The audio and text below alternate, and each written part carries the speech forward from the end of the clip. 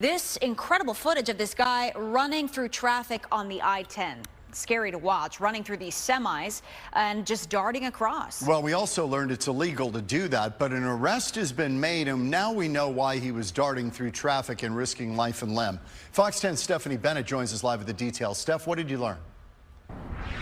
John and Christina, good evening. Well, ultimately, this guy was trying to flee from police arrest. He saw the officer come up to him. That's when he got up and started fleeing, kind of going on this wild goose chase. Luckily, officer stopped because he started running across I-10. It was a smart thing to do. Now, take a look at his mugshot. This is 24-year-old Joseph Belton. Tolleson police says he's well known to them. He's currently homeless and often panhandles in the area. Court paperwork shows he has a prior history of drug use, specifically fentanyl and shoplifting charges. This all happened just before 1 o'clock Tuesday when an officer was driving by. He recognized Belton from prior contacts and he saw that he had a felony probation violation warrant.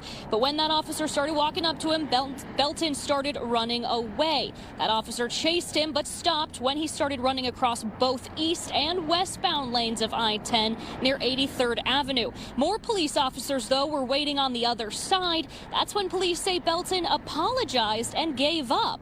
Police say he also had drug paraphernalia in his pocket when he was arrested.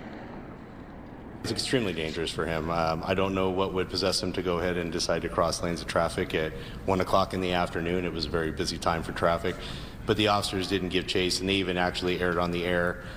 We're discontinuing right now because we didn't want to chase him and create an environment where he could get hurt. So the officers did a great job of mitigating that and realizing that it was unsafe to continue following him.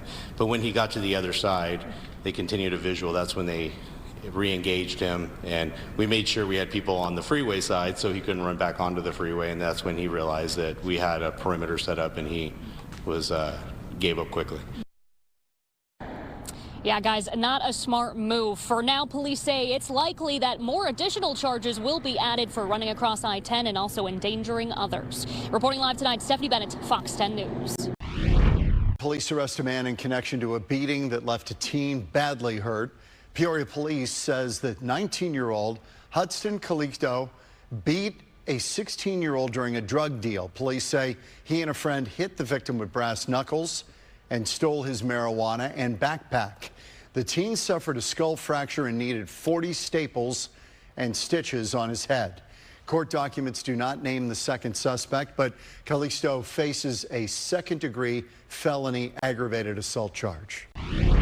Phoenix police administer overdose reversal medication after an officer passes out during a traffic stop. Fox 10's Nicole Garcia live with the details on what happened. Nicole? Several Phoenix police officers had just pulled over a car along Van Buren Street here and 19th Avenues. That's when they say a white powdery substance drifted from inside the car toward the officers. Police say one officer inhaled that unknown substance and became unconscious.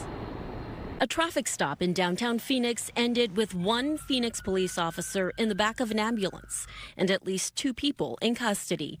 Several officers had just stopped a black sedan with several people inside when police say one of the officers unintentionally breathed in a substance that drifted toward him from inside the vehicle. They administered 1 dose of Narcan to the officer. He was able to He was unconscious for about 5 to 10 seconds, and then they did administer the Narcan, and he came to. Police have not confirmed what caused the officer to pass out on scene, but medical experts say it's unlikely for someone to overdose after a brief exposure to opiates like fentanyl. The likelihood of you ever inhaling enough would only happen if you were intentionally trying to, smoke the substance and or then ingest the substance to get sick. As far as having a window rolled down and something coming out and then immediately someone going down, it's unlikely to be fentanyl. Phoenix police officers have been equipped with and trained to use the opioid overdose reversal spray Narcan since 2019. In this case, 1 dose was used on the unconscious officer. The substance hasn't been confirmed, but again, they are showing similar symptoms to this. But again, I'm happy to say that Narcan was able to help, and our officers can hopefully be okay.